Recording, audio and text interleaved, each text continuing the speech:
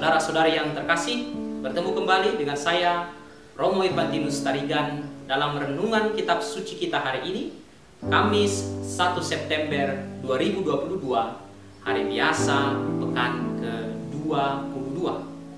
Bacaan Injil kita hari ini diambil dari Injil Lukas bab 5 ayat 1 sampai 11. Pada suatu kali Yesus berdiri di pantai Danau Genesaret, sedang orang banyak mengerumuni dia hendak mendengarkan firman Allah.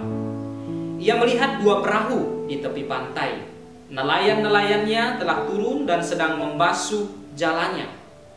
Ia naik ke dalam salah satu perahu itu, yaitu perahu Simon, dan menyuruh dia supaya menolakkan perahunya sedikit jauh dari pantai.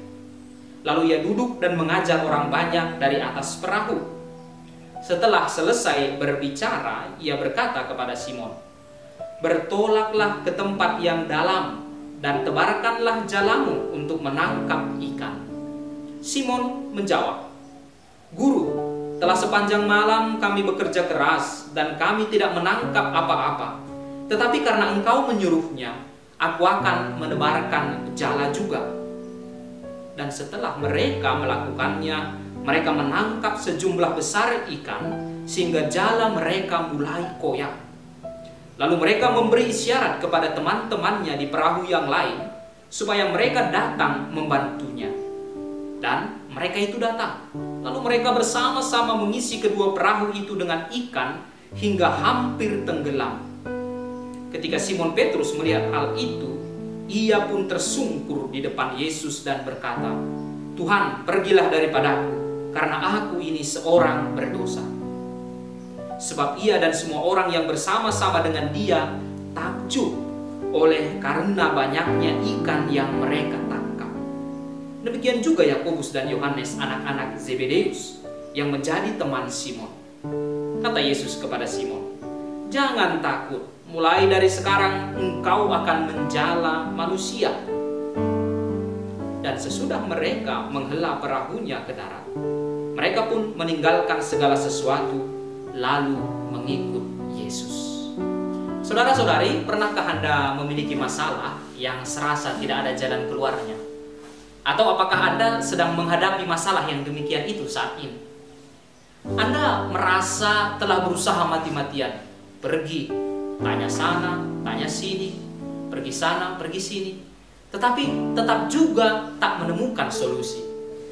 Sepertinya Anda di jalan yang buntu. Anda putus asa dan menyerah karena sudah lelah dan menerima keadaan. Lalu, di suatu kesempatan ada seseorang yang datang dan mencoba menawarkan solusi. Dalam situasi seperti ini tidak ada lagi antusias. Apalagi kalau solusi yang ditawarkan itu adalah sesuatu yang sudah pernah kita buat. Bahkan mungkin membuatnya berkali-kali. Secara manusiawi, kurang lebih itulah yang terjadi dengan Petrus dan teman-temannya. Mereka sudah lelah menjaring semalam-malaman. Dan di situasi seperti itu pula Yesus berkata, "Bertolaklah ke tempat yang dalam dan tebarkanlah jalamu untuk menangkap ikan." Tentulah Simon merasa kalau permintaan itu aneh. Ini sudah siang hari, maka tak mungkinlah menjala ikan di siang hari, sedangkan di malam hari saja tidak ada. Maka Simon Petrus berkata, "Guru, telah sepanjang malam kami bekerja keras dan kami tidak menangkap apa-apa. Tetapi karena perintahmu, aku akan menebarkan jala juga." Begitulah, sering sekali karena pengalaman atau karena keahlian yang dimiliki, kita menjadi sulit terbuka untuk sesuatu yang baru. Terutama bila tawaran itu ada dalam bidang yang kita merasa ahli di dalamnya. Bahkan mungkin untuk sekadar mendengarkan saja pun kita sudah tidak rela. Simon Petrus, meskipun merasa tensi penolakan itu, toh juga berkata, "Tetapi karena perintahmu, aku akan menebarkan jala juga." Dia seperti mengatakan, "Secara manusiawi dan keahlianku, ini tidak mungkin lagi. Tetapi karena aku percaya pada sabdamu, tetapi karena aku percaya pada kata-katamu, maka baiklah, kutebarkan juga jala itu." Tetapi saudara-saudari, sebelum Petrus mengatakan kata-kata itu, apa yang sebenarnya terjadi sebelumnya? mari kita lihat sedikit detail yang mungkin sering luput dari perhatian kita ketika merenungkan bagian Injil ini. Dikatakan tadi, Yesus naik ke salah satu perahu, yaitu perahu Simon, dan menyuruh dia menolakkan perahu itu sedikit jauh dari pantai. Lalu Yesus duduk dan mengajar orang banyak dari atas perahu. Artinya, saudara-saudari, Simon Petrus hadir di atas perahunya ketika Yesus mengajar. Simon pertama-tama telah mendengarkan sabda Tuhan itu. Meskipun telah letih semalam-malaman, tangkapan ikan tidak memuaskan, tentu juga menambah stres pikirannya. Namun dalam situasi yang memang tidak menguntungkan itu, Simon toh tetap memberikan perahunya dan mau juga menolakkannya sedikit lebih jauh dari pantai. Perahu itu sekarang menjadi mimbar sabda dari Yesus.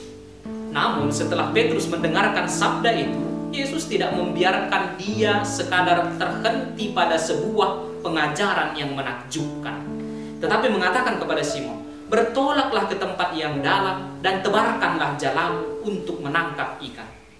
Kalau dibahasakan dengan bahasa bebas, baiklah, sekarang setelah mendengarkan sabdaku, kembalilah ke rutinitasmu, kembalilah ke pekerjaanmu, entah apapun itu, entah bagaimanapun situasinya sekarang, kembalilah ke situ.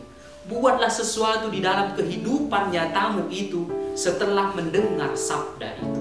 Simon yang adalah nelayan kembali ke pekerjaannya itu dengan keadaan stres dan lelah secara manusiawi karena menyadari tidak adanya peluang. Namun sekarang dia mencoba mendasarkan tindakannya itu pada sabda Tuhan. Katanya, "Tetapi karena perintahmu, aku akan menebarkan jala juga."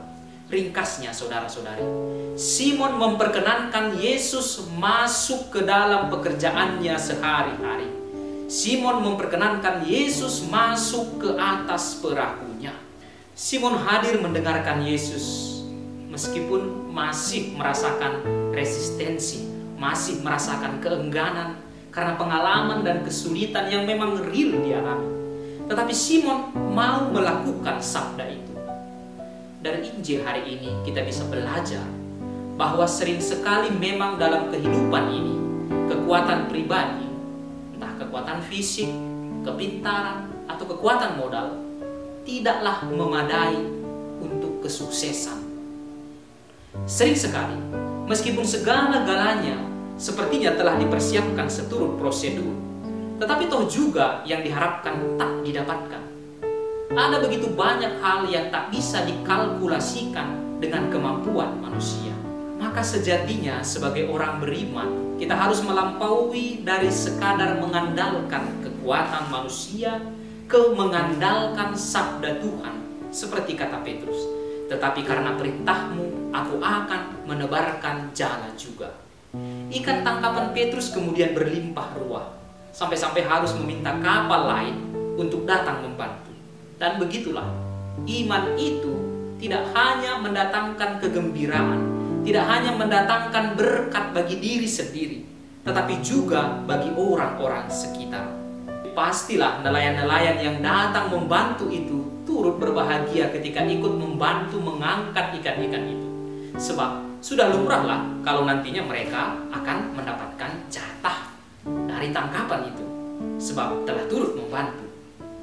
Dalam bentuk praktisnya, saudara-saudari, rezeki itu memiliki aspek sosialnya. Kalau Anda sedang mendapatkan tangkapan ikan yang melimpah, maka orang-orang yang di sekitar pun akan mendapatkan berkat juga. Mungkin Anda menyediakan lapangan pekerjaan atau bentuk-bentuk yang lain. Melihat yang terjadi, Simon kemudian berkata kepada Tuhan, "Tuhan, tinggalkanlah aku, karena aku ini orang berdosa." Tetapi Yesus menjawab, "Jangan takut." Di dalam Lukas 5 ayat 32, kelanjutan perikop Injil hari ini, Yesus mengatakan, "Aku datang bukan untuk memanggil orang benar, tetapi orang berdosa, supaya mereka bertobat." Maka kepada kita pun dikatakan hal yang sama, jangan takut. Sering kita tidak sanggup mengundang Tuhan untuk masuk ke dalam pekerjaan kita karena kita merasa kalau ada begitu banyak dosa di dalam pekerjaan itu. Tetapi saudara-saudari, justru karena itu kita butuh mengundang Tuhan untuk masuk ke situ. Membiarkan Tuhan menjadikan pekerjaan harian kita menjadi mimbar sabdanya. Seperti Simon membiarkan Yesus naik ke perahunya. Kedewasaan beriman itu bukanlah terutama soal bahwa Anda pernah atau akan berbuat dosa lagi. Karena tiada seorang pun kita bebas dari dosa. Anda bisa dikatakan dewasa dalam beriman bila ketika jatuh ke dalam dosa, Anda bangkit lagi dan mendekat lagi ke Tuhan. Saya bermenung demikian. Jangan-jangan yang dihitung Tuhan malah seberapa banyak kita berkeringat untuk bangkit dari keterpurukan-keterpurukan yang pernah terjadi dan mungkin akan terjadi lagi. Yesus kemudian berkata juga ke Petrus, mulai sekarang engkau akan menjala manusia. Ayat ini memang sering digunakan sebagai sebuah ajakan agar kita mau menjadi imam atau biarawan, biarawati. Tetapi saya pikir tidaklah hanya dalam konteks itu. Anda yang sedang mendengarkan ini tentu memiliki profesi tertentu. Dan melalui profesi itu Anda diminta Tuhan untuk menjadi penjala manusia. Diminta Tuhan untuk membawa orang-orang di sekitar Anda untuk datang kepadanya. Menginjili orang-orang sekitar Anda. Itu tugas Anda. Mungkin bukan terutama dengan ajakan langsung, mari jadi Katolik. Tetapi melalui hidup Anda yang memancarkan kekatolikan. Tuhan memberkati